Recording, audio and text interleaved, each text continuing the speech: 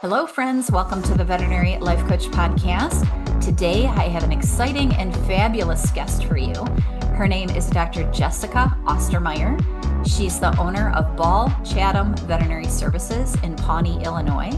She graduated in 2012 from the University of Illinois College of Veterinary Medicine and founded her practice in 2015. She's a business owner, entrepreneur, and working mother. And I'm delighted to have her on the podcast today. Welcome to the podcast, Jessica.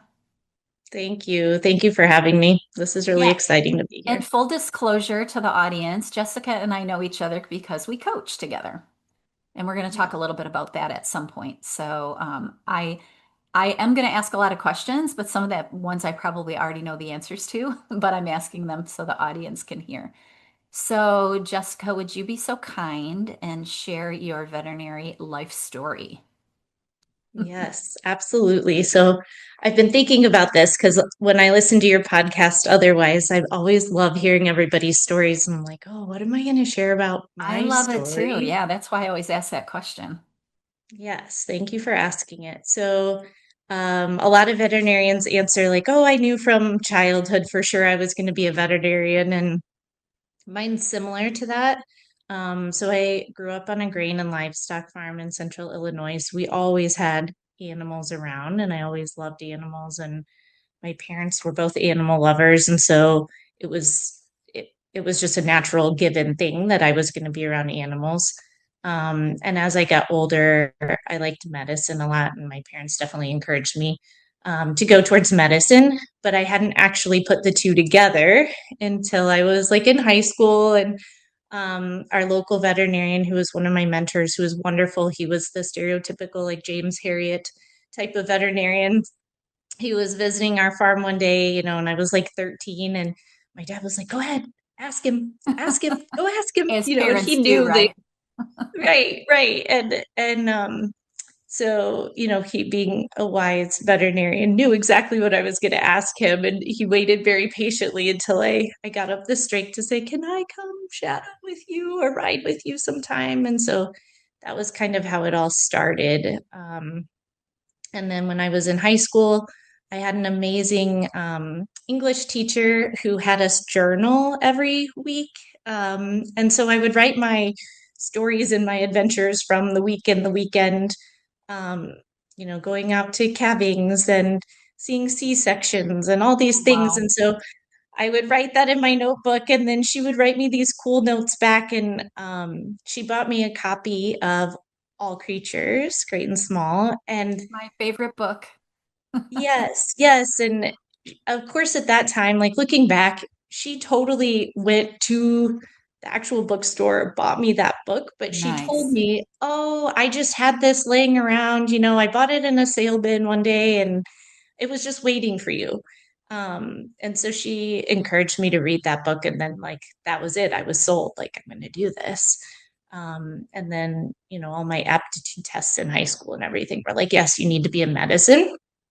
And so my parents, of course, were wonderful and always supportive of school. And they got me over to the University of Illinois College of Vet Med open house that they have every fall. So I could kind of learn what I needed to do and lay out the path. And as most veterinarians know, there's only one way to become a veterinarian. So now I'm super thankful that that was the case. You don't have to make a lot of decisions on the front end of your education, to decide what you're going to do. Um, so I went into vet school thinking I was going to be a pig vet or a swine vet because Nice. my dad raised hogs. That's what I grew up with. That's what I knew. I was lucky enough in high school to have a few jobs during the state fair and met some of the clinicians from the veterinary school through there. And so they were encouraging me, like, yes, go for large animal. We need swine veterinarians. So that's how I started in vet school. And then about midway through second year, when we're doing a lot of pathology and learning um, more of the medicine, I was like, I think there might be more medicine that I want to do. Um, and still tracked mixed animal all through vet school. Um, and graduated and worked into mixed animal practices that were absolutely wonderful to get me started. I learned a lot. It was a lot of James Harriet type of medicine, and it was a lot of you are on your own and you figure it out. Right out of school. Um, right out of school. Yeah. So that definitely has its pros and its cons. Um, I knew the whole time, when I decided on vet med that I wanted to eventually have my own practice. And so that gave me maybe too much of a critical mindset, but it gave me a mindset of like what I really wanted in a practice and what I really didn't want in a practice someday. And some things you can help and some things you can't. It's just part of practice. Right. So being in those mixed animal practices, being on my own a lot to figure things out, that taught me a lot, and gave me a lot of good opportunities to learn. And then I started researching more business and leadership types of things, and then decided like, yeah, owning my own practice is what needs to happen eventually. And so that's how I got here. Yeah, and it wasn't very long between vet school and your own practice, really. It's only a couple years. No, it was not long. 2015, right? 3 years. So Yeah. Yeah. how are you brave enough to do that 3 years out of school? Ignorance is bliss. And I had tremendous support. My family supported me hugely. It was my fiance and boyfriend at the time that was with me all through vet school. We delayed getting married, starting a family so that I could start my career and the vet clinic. And so he was super encouraging. And then the whole community in general, everybody was like, yes, we need not just a veterinarian, but a large animal veterinarian or mixed animal veterinarian. And so everybody was very, very supportive. Um, Friends and family, people gave me their old kitchen tables and their chairs and like whatever they had to help me. We went and collected someone's grandma's refrigerator for my first Oh, vaccine fridge, nice. like, and so I'm super thankful to everyone that said like, here's how we can help, and get you going. So it was kind of a And without community that, that would effort. not have happened. Yeah, It was totally a community effort. that's Totally. awesome. Yeah. That's incredible. Yeah. So tell me a little bit about, oh, I don't know which way I want to go. Tell me a little bit about the mindset that developed from when you were alone working, because a lot of people in that situation for 3 years would get burned out and overwhelmed and freaked out. But you went from that into, oh, I'm just going to now keep going on my own, right? Like you didn't say I want to go to a practice where there's mentorship. You kind of were just like, okay, I got it. I'm going on my own. Like what kind of mindset did you have at the time besides Yeah. ignorance? So, yeah, right. Um, so, I mean, my mindset was always that I knew I wanted to do my own thing, and I had never wanted to necessarily work for someone else. And my parents, both being my dad was a first generation farmer, and my mom helped him farm and raised us. They were very much so people that um, their successes were their successes and their failures were their failures. It was all on them every day. They were not, going to jobs where they had steady paychecks. And so I guess I had always grown up that way. And so it wasn't the scary mindset for me to say, I'm going to open my own practice and have no idea if anyone's going to come to the door or not. I mean, that's If you can scary, actually make but money. Yeah. yeah, yeah. But I guess at that time, I was just so excited to possibly have like one appointment a day. And when we started the business, we very much so structured the money that I borrowed and the equipment that I had, um, so that I could survive about 6 months, without really having a whole lot of income. We didn't Okay. have kids at the time. Right. It was just my husband and I. Um, we literally put in this huge garden. Like I remember my baker that gave me the loan for this, who I had known for a very long time. He was laughing at my husband and I when we sat down to sign all the paperwork and take out the initial loan and everything. He's like, Jessica, you can't just make your husband eat out of the garden. Like you have to go to the grocery store and still buy him like food and things, like, because I was like, oh, I can eat vegetables and we'll be fine. Yeah. So that was very much so the mindset that I was in. Like, I'm happy doing this. I can live on air. I have a lot of energy right now, and there weren't a lot of other responsibilities that were pulling me in another direction. So I Right. think that was a huge upshoot for me to be able to start and not have um, there was not a lot hanging over my head, even though it felt like that at the time. Right. Um, it was a good time, I guess, for me to mess up if I needed to mess up, and Yeah, it that's worked a really out. great attitude. Like it was okay if you failed, but you were optimistic that that wouldn't happen.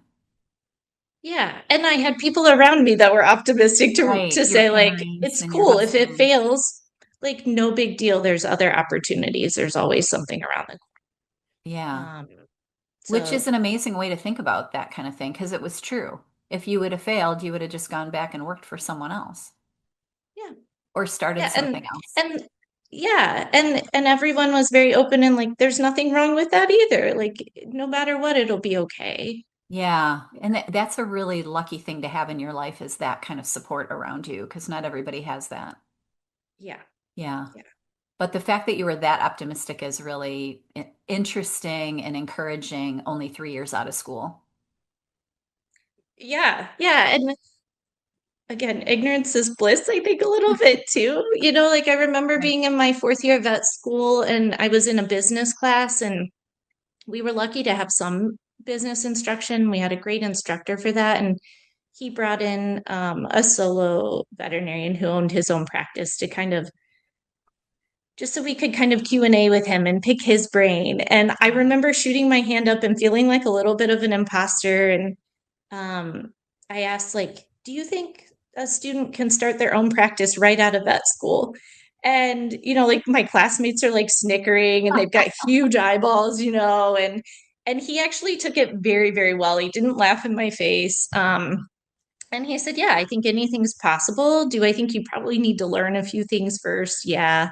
And so he gave me great advice too. But then after I asked that, I was like, well, like maybe I am putting the cart before the horse a little bit and need to reel that in. But I already had that in my brain. Yeah. Well, and you really didn't need to reel it in because there's so many ways to do things. Had you opened your practice the first day out of school, you probably would have been successful. Yeah, maybe. I don't know. I had great veterinarians to get me started, and there was a foundation of business that was there, and so that was super helpful. Just learn to. Oh, I think we lost internet Yeah, connection. you Maybe just I'll. froze up a scotch, so I'll wait till you Sorry, come back. There you are. is that better? I think so. Are you there? Yep. Can you hear me? Okay. Yeah. Yeah, it looks like you're back. Okay. Let's see, which way do we want to go? Okay, since we're on the subject of entrepreneurship and, just tell me a little bit about your practice and how you decided to set it up and what are kind of your goals for your practice in the future and that kind of stuff so people can hear about that. Yeah. So when I first started the practice, it was very much so mixed animal practice. And then when I had my first baby, uh, a cow pinned me in a trailer that I should not have been in when I was pregnant. Oh And my gosh. husband said, "That's it, you're done. Like, just be done." And so that was a not necessarily a hard transition, but I felt like I was letting a lot of people down when I had to write that letter and say, like, I can't do large animal right now. Right. And I was also doing 24/7 emergency work for large and small While you animal. were pregnant. And well, I was pregnant. And then Yeah, that's a I lot. thought I was gonna like just have a baby and do that again afterwards. Like I had no concept of like that's not a thing. Right. Um, so made it the transition to just small animal medicine, and then made the transition to just daytime normal hours, but it was still 6 days a week. And then we all know that seventh day things trickle into that too. And so when I first started, it was just figuring out not only how to build a team and support a team, but build the business at the same time because your people make your business for sure. Sure. And I am still very much so learning that and trying to take advantage of all the leadership opportunities that exist now. And I'm so grateful that that is a thing now because when I started 10 years ago in my practice, it just wasn't, that information wasn't as readily available. Right. Um, and so where the business is going now is I'm kind of in the phase of how can we practice even better medicine and even better medicine, even better medicine. So I don't want to see my patients that are coming in with constant, urgent, sick, emergent things. I really focus hard on wellness and preventative care and how can we be really proactive on the front end of anything. And so that has really helped grow our practice too and make it just a different environment altogether. When I first started, it was very much so putting out fires and just taking in whatever was available. And now our day to day is much more cool, calm, collected because I've learned as I've developed and grown and become a better doctor, like the day will just be better if I talk to this client when this patient is 3 years old about some of the congenital defects that may lead to something later on. And I don't tell them it's a congenital defect. We just talk about when I see a dachshund, this is something that I worry about as they age, kind of thing. Right. Yeah.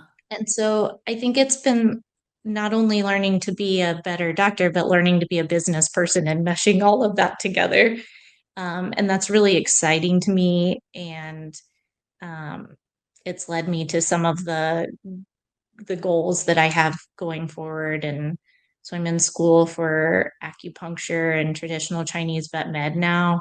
So that's a whole nother aspect of practice that I honestly never thought I would be getting into, and I absolutely love it. And it's kind of reignited my passion for vet med. Like after COVID and the last few years, like personal things going on, it made it really hard. Yeah. So I'm really excited for that and where that's going to take our practice, in the next 5, 10, 15 years. Yeah. Tell me, because I know this because I coach you, but tell me a little bit about how in the last year or so you've actually kind of changed the way you work, as an owner in order to give yourself a life with your kids because you're a working mother now. You have two children. Tell us a little bit Yes. about that and how that's working. Yes. So full disclosure, I have two farm boy children that are 4 and 7. And if anybody knows farm boys, like they have a lot of energy. They are up early in the morning and they are ready to go and they are dirty and they want to eat a lot, but they're a lot of fun. Um, being a mom in general, a lot of us know is like that in and of itself is not an easy task. But a major reason why I reached out to you last year was my dad was very, very sick. Um, I was having a really hard time balancing that, being a mom, having the clinic. It Having a was a sick lot. dad, yeah, that was hard. Yeah. Yeah. Yeah. So, it was really good. I met you at a really good time to be able to put all of that together and have you say, let's focus on some of the business things first, which was really good for me. I needed kind of that distraction. And the homework that you gave me was great because it wasn't overwhelming. It was like, let's look at what loans you have now. Um, and let's figure out a plan for how we're going to start dwindling those down. And so that was kind of step one with you that really Because helped that me. was the And thing that was stressing you out the most. Because you yeah, had all like this personal stuff with your dad and your kids and your hospital. But the thing that was really cranking you up was that financial piece, right? yeah, it was like Joking a there were little. so many uncontrollable things that then that was like the one thing I could control. Right. And you helped me sort that out of like, okay, in all the things in our day, every day, just pick out one small thing that I can not necessarily fix, but try to change. And so within a month, like my whole feeling on where the practice was financially really did change. It didn't necessarily change on paper, but just my perspective on it Your and having a mindset. plan. Yeah. Yeah. Yeah. And And feeling so, like you were in control again rather yeah, than it was beyond you. Sometimes we right, think that everything is out of our control and that it's not always true. right. Yeah. So, within one session with you, I was like, oh, I can breathe. Like, I have a plan for this. And then once we kind of got that ball rolling, and I say we because it was very much so um, our office manager, who is wonderful. We have a very small but mighty team. Everybody was on board with, okay, we all have to move in this particular direction. And not everyone knew all the financial details, but they knew that, okay, Dr. Jess has a lot going on personally, and everyone was wonderful at being willing to adjust and change and pivot as much as we needed to kind of get through that particular hard time. And one of the silver linings that came out of that was you and I talking, and you saying like, well, what is your perfect day and week and month and year? And why can't you do that? And so a big thing for me that you helped me identify right off the bat was that I needed mom days. I needed days away from the clinic. I couldn't be in the office during normal business hours 5 to 6 days a week. It was just too much for my brain. And I had a really hard time.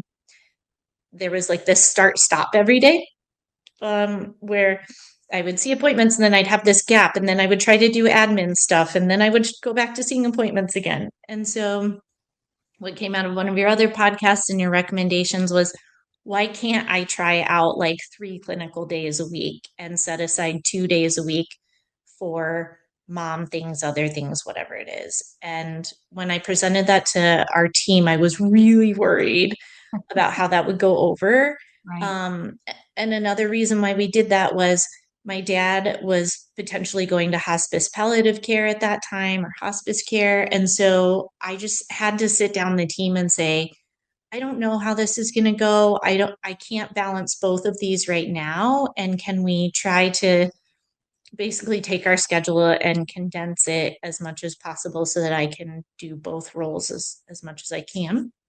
And everyone was wonderful. And so within, a few months, we had this shift of like, we're going to transition over to this new schedule.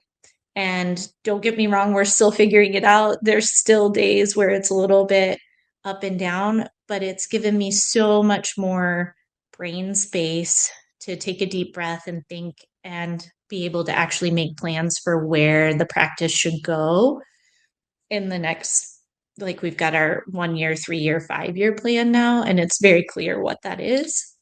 Um, and it's given me a breather day to like do laundry and do dishes and make sure the boys have what they need and make a meal plan and meal prep. And I was just too exhausted before to be able to do those things. So the new schedule has helped tremendously with just mom life and work life.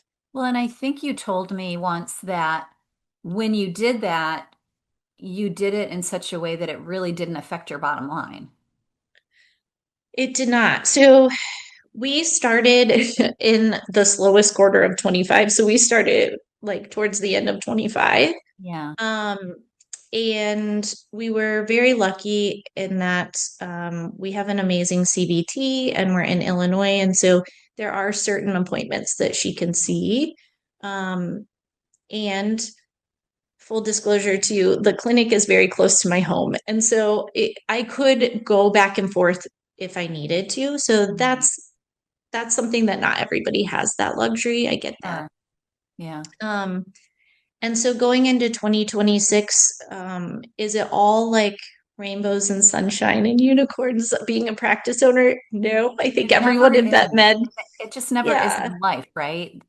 Like I yeah, like the expression that life is 50-50 because that's yeah, the truth, right? Some days are great yeah, and some days really suck. Yeah. Yeah. Yeah. So I definitely do not have it all figured out. I do not, I'm not saying like, oh, just condense your clinical days into 3 days a week and you got it whipped. Like, Right. it's not like that. Not that easy. No, no, but it's definitely better than where I was and where the clinic was even 6 months ago. And I think one of the points too to think about is you're trying something. Because if you would have gone to 3 clinical days and it wasn't working for your practice or your family, you can always go back and punt. You can always open up another day, you can close another half day. I think we sometimes get so stuck in, I know I did it with my practice. We had the same hours for years. When I worked there and then when I bought it, I just kept the same hours until some of the veterinarians started challenging me and like, well, I need a little more time off and I want to work one less day a week or I'd like to do work a half day. And then I was like, yeah, why can't we just do that? And then once you start thinking that way, you're like, okay, well, let's design this the way we want it so we can work what we want to work and still, get everybody their hours and make enough money to make the place stay afloat. But we don't have to be rigid all the time and have the exact same, we've always been open until 7 on Mondays and Thursdays. Well, we don't need to keep doing that if we don't want to. So I think just having that switch flipped on the possibility thinking is because you could change your schedule any day now if you wanted to. Yeah. And I think having a team that is open to even consider change is a, a huge upside. I'm Sure. very, Yeah. very lucky. Yeah. Um, and the way that we kind of approach everything now at the clinic is let's give it 90 days. Anybody can do anything for 90 days. And that's Right. something that I've learned from other veterinary leaders too, is try it for 90 days. And if it's not working for you, go back to what you were doing, shift it. And so that's kind of become my my mantra, I guess, especially for this year. Just yesterday we had what we call our BAM meetings, our check-in meetings with everybody that are just really quick, 10, 15 minutes. How's life going? Where are things going with the practice? And there were a few new things that were kind of picking up and changing. And it was very much so, I was so happy to hear two of my team members say back to me, okay, so how long are we going to try this out for? And I was like, yes, like they're on board with this too. And like, okay, are we going to do this for 30 days, 60 days, or 90 days? And so it's really cool to see the whole team rowing in the same direction. And when you're a leader and practice owner, it can get really lonely. And so sometimes you think you're in this like own little world of like, I'm this crazy lady that's asking them to switch things regularly, and how much Yeah. can I do that?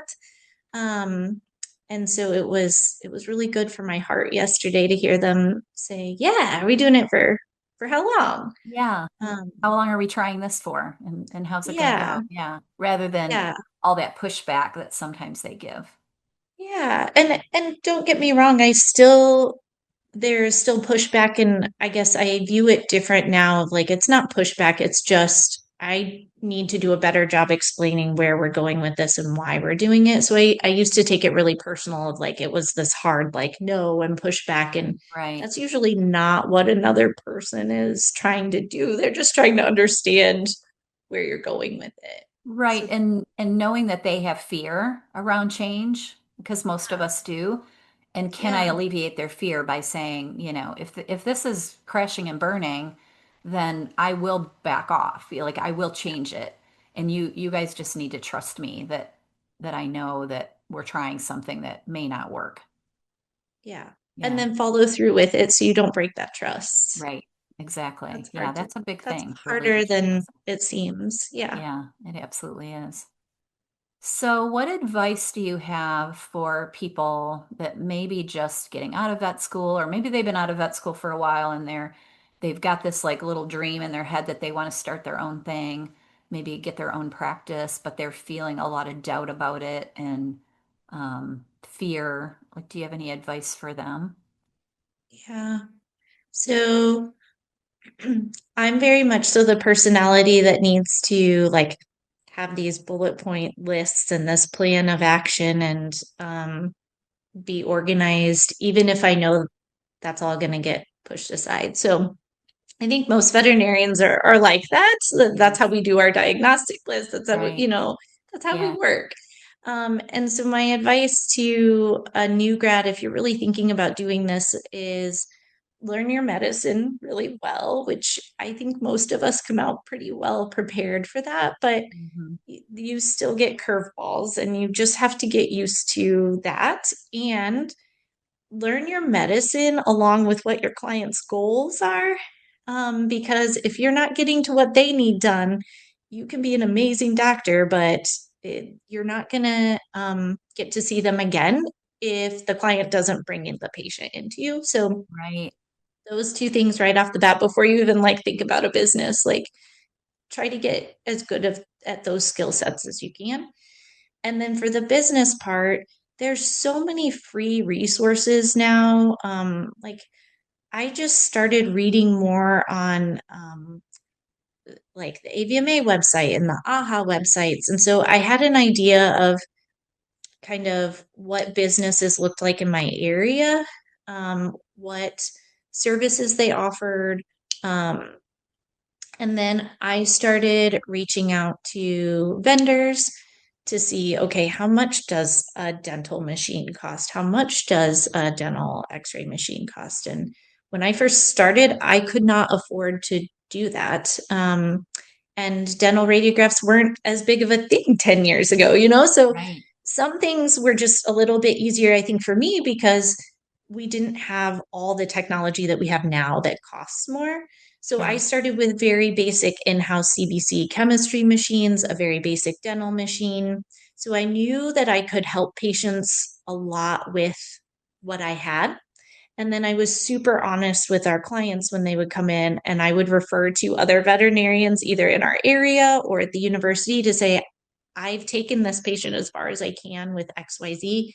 And I think you need to go see Dr. So and so because he has a tonopen and this dog has cataract and we need to check for glaucoma, kind of thing. Right. Right. And so, that I think being confident that your clients will come back to you if you refer them away for better medicine Sure. um, was another big thing. And so when I was laying all of that out and kind of deciding how I was going to manage particular cases, that helped me pick out what equipment I needed. And then that helped me form a budget. And then, like I said, the community came together and they were like, here's a free refrigerator, here's a free table. One of our friends called us and said, hey, there's a hospital like 45 minutes away and they're tearing it down and they're throwing cabinets in the dumpster. And my husband and I literally went and dumpster dived for the first set of cabinets that we had in the Garbage clinic. picking. Right. Like they were beautiful hospital cabinets that they were being thrown out. Nobody wanted them. And so, were they what I would have picked out initially? No, but they absolutely They were worked. free. And they were free and they could be cleaned. And the paint that we picked out for the clinic was literally like what Sherwin-Williams throws out of the back of their, you know, the ones that people don't want. And we just took colors and mixed them together until we got what we liked. And I love so that. we found all these soothing colors, but was the clinic all one nice color like it is now? No. It had different shades of blue and green everywhere. And so when I Right. had to go back and repaint, like I actually had to find paint to go over all of that, but it got me Sure. started, is what I'm trying to share, until I Good. had money to buy real paint and Real buy paint. real Yeah. cabinets. And yeah. Yeah. That's really So, an interesting thing to think about because so many of us think, well, you just take out this $1 million loan and build this beautiful clinic. And that's not the way it has to be. Even my clinic was old and really wasn't well cared for when I bought it. And I just had to gradually, I'm going to redo this room and then I'm going to redo that room and then I'm going to add on and, just slowly keep changing it to the way you want it rather than thinking that you have to start out with this huge amount of debt and, and crazy, yeah. beautiful hospital. Doesn't have to be that way. Yeah. Yeah. I And love of that. course, we all want the beautiful hospital with the great big windows and the natural light and like Sure. easy to clean floors and it's quiet. It's got great ventilation. Like we want all of those things. But for me, again, it kind of went back to like, okay, if this doesn't work, I can shift and not be millions of dollars in debt and stuck with this. Yeah. So that was my motivation for finding all the free things and making it work as best I could. And when I had all the free things for infrastructure, then it gave me money that I could buy good equipment and a vet truck and the equipment that I needed for the vet truck and the good medicine. And um, Yeah, because now your so, practice also has some mobile. You have a mobile component yeah, of your yeah. hospital, which So, is really cool. That was a really cool thing that you started recently. Tell us a little bit about that. yeah. So when I did mixed animal practice, of course, I always was out at farms. And so I was super comfortable with the idea of, being away from the clinic and not always having everything I needed. Right. So last year, I was really, really feeling it again of like, I just want to be out of the office. And there's nothing particularly wrong with the office, but Right. I miss going out on, farm calls and so we decided to start offering what we call convenient care appointments, which are house call appointments.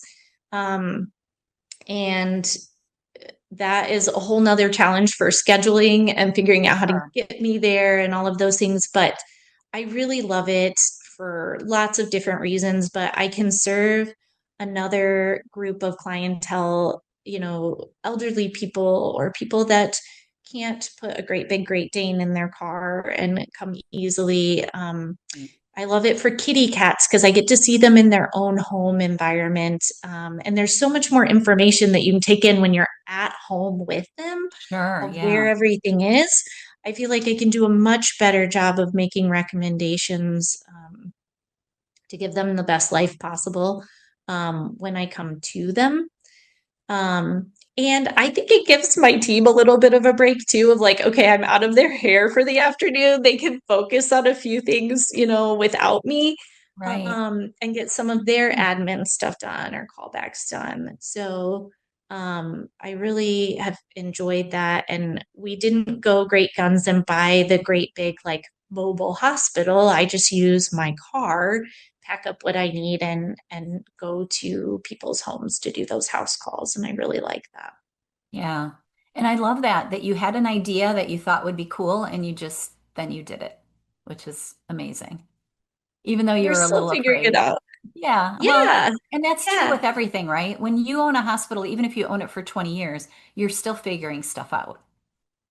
Yeah. Because there's always going to be something that happens. Somebody leaves, somebody does something stupid, some client is upset. Like you're always figuring it out. I think the true key to being happy in that kind of environment is just expecting things not to be 100% perfect every day and then embracing the challenge of it. Like, what can I do Yeah. to make this better? How can I make this not happen again? Or, how can we change for the future so we have a better quality of life in the hospital or whatever the Yeah. question is, right? Yeah. Yeah. Yeah. So before we wrap up, let's just talk a little bit more about the life coaching part of it, because I know you told me at the beginning before we got on here that you wanted to say a little bit about that. Um, we met, I think it was last April is when we started. I think you came to me for a free coaching, and then we've been kind of going since then. So tell the audience what that was like and how you came to, find me and how that's changed the way you run yourself or run your life. Because I've been coached, so I know the benefits, but why don't you say, Yeah. what you've experienced? Yeah. So first I listened to your podcast for a very long time before Okay. I decided this is the right thing. So I felt like I got to know you through your podcast and learn that you were a business owner for a long time and you were a mom and had to go through what all that entails. And then when you started talking more about life coaching, because honestly, when I started listening to your podcast, I didn't know like even though the name of your podcast tells you, I didn't really know what life coaching was Yeah, or what nobody does, veterinary right? life It's a weird coaching thing. was. Yeah. And so I had listened for a long time and I decided, okay, Julie's the right person for me to do this with. Do I know what it looks like? No, but she's offering a free, a free meeting with her, free Try coaching. it out. So I'll try it out. Like, what do I have to Right. lose kind of thing again? Right. And I was so terrified the first time I met with you. I was like, she's famous and I don't know Which what is to so say. And untrue. she's not going to have time for me in my little solo doctor practice. And then instantly you were just like, click right in, like, I get it. I've been there. Why don't you take these steps? And I'll meet with you next month. And it was just super easy. And, you're super easy to talk to. And you gave me great attainable goals. And when I say something like, I can't, I don't know how often I say I can't, but when I say, I don't know about that, you're really good at saying, like, why do you say that? Let's think through that. Let's talk about that. And how can you set up your boundaries so that you can do this better? And so it's just given me a better way of thinking of things. Whereas meeting with a therapist or meeting with a financial planner or meeting with a business coach, those are all great things to do for sure. But I felt like with you, I kind of have that all rolled into one.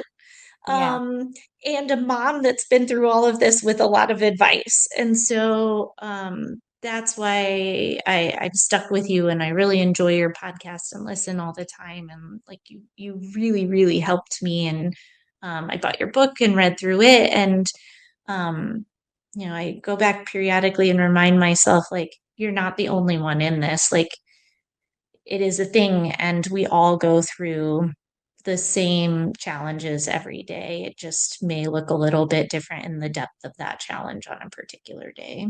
Yeah, I think all of those things you said are what attracted me to doing this in the first place. Because I think of myself, at the very beginning of my career and how much easier it would have been and better it would have been if I would have had somebody to say, hey, this is normal. Like everything you're Yeah. thinking and doing and freaking out about is totally normal. It's just your brain trying to keep you safe. And now we need to quiet that part of your brain down and push, and go on because it's all going to be great if you just can adjust your mindset a little bit. It's not always easy to adjust. And sometimes you're just in it. Like you were in Yeah. it when your dad was sick, and it's just, there's no way out of that. It's just the only way out is through. But just having, somebody say, yeah, that's what happens sometimes in life. And you'll be okay. It's not going to be great, and you need to grieve and go through all those things. And, I just Yeah. think that the whole life coaching thing, even though it sounds kind of airy fairy, when I started getting coached, I was like, man, this is just like, it's so good because it really helps you understand how your brain is leading you astray.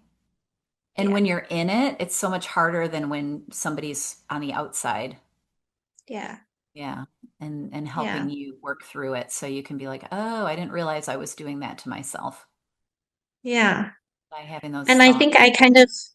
I had a false concept of like, this is going to be very structured and Julie's going to make me go into my deep emotions about things, like I had all of these weird preconceived notions of like, no, it really did feel like we're just having a cup of coffee. And instead of me like unleashing all of this on a friend who's just like, sorry, and I'm here for you kind of Right. thing, it there's a plan going forward, but it's not this structured, like you have to work through step one to get to step two. Yeah, Um, and I think that's what's magical about it is you kind of control the narrative. Like you can do as much or as little as you want with it. And I think if you're open to being coached and you're like, okay, I'm open to trying things or at least listening and trying to figure myself out, that's when it really can help you. Because then you're like, oh, okay, well, maybe I'll try this. And if it if you don't do it or it doesn't work out, then the next time you just try something else. It's not, it's not like I hold people's feet to the fire and, you know. When I was getting my book, I got coached because I just could not finish that dang book. I was like, why can't I finish it?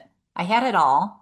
And I'm like, I just was procrastinating. So I hired a coach, and she was someone I had met when I was training in life coaching, and I really liked her. So I'm like, all right, I'm just going to hire her for, I think I hired her for 3 months. And she just kind of kicked my butt and got me going and got it done, because that coach can kind of help you figure out your own excuses and what you're Yeah, afraid of. What are you afraid of that doing this is going to cause? Because that's usually yeah, what stops us from progressing is fear. Yeah, yeah, I love that. for sure. Yeah, All right. Is there yeah. anything that I haven't asked you that I should have before we wrap this up? I don't think so. We covered a lot today. I feel I like I know we say that could every time we meet too. Like we could this, probably get going for we, another couple hours. yeah, yeah. Like it could take any direction. Yeah. But no, this was great. Well, Thank I you. appreciate you being here so much. I'm really glad that you said you would come on the podcast when I asked you and agreed to do it, even though you were a little bit worried about it. But it wasn't that bad, was it? Yeah. No, it was wonderful. And You did a I really beautiful do job. like thank you for asking me. Yeah, This you was did a cool. beautiful job. So I'm looking forward to other people hearing it because I think they'll get a Yeah. lot out of your story and your success. Like you're doing amazing things. We yes, we are. We're doing really good things. And I just Yeah, want people to know they're not alone. Like it that's the doesn't key. matter where you are, what type of practice you're in, how big the practice is, how tiny the practice is. Like we all have the same challenges. Like you're not alone. I love it. So this is Dr. Jennifer Ostermeier. Do you want them to find you? Do you want to tell them where they can find more out about you? They can. They can find Dr. Jessica Ostermeier, like we talked about at the beginning. Jennifer Ostermeier, they won't find. I know But Jennifer. I kept for some reason wanting to call her Jennifer. I think because I coached somebody yesterday named Jennifer, and I just keep getting Jennifer on my brain. It's like Jessica. It's Jessica. it's common name and common age group. There's a lot of Jessicas and Jennifers. But yeah, they can check out our website is ballchathamvet.com. My email is ballchathamvet@gmail.com. So super easy. Um, and I try to stay off of social media as much as I Wise can. woman. Yeah, Yeah. So those would probably be the two best ways to find me. And any young or more mature veterinarian that wants to talk that is driving in their vet truck in the middle of the night to an emergency that's like, I'm freaking out and have nobody by my side. Like, I've been there, and you can call me. I Reach out love to me that. during normal business hours. Like, I will talk to you, and I'm always happy to visit, and I'll get you my cell number, and you're not alone. Like, just call me. I've had to find my way through the dark literally too many times, and I don't want anybody else to feel like that. Yeah, I love that. Well, thanks so much, Jess. I really appreciate it. And I'm happy you Yeah. came on. Thank All you for right. Have a having me. beautiful week, everyone. Bye. Bye, Jess.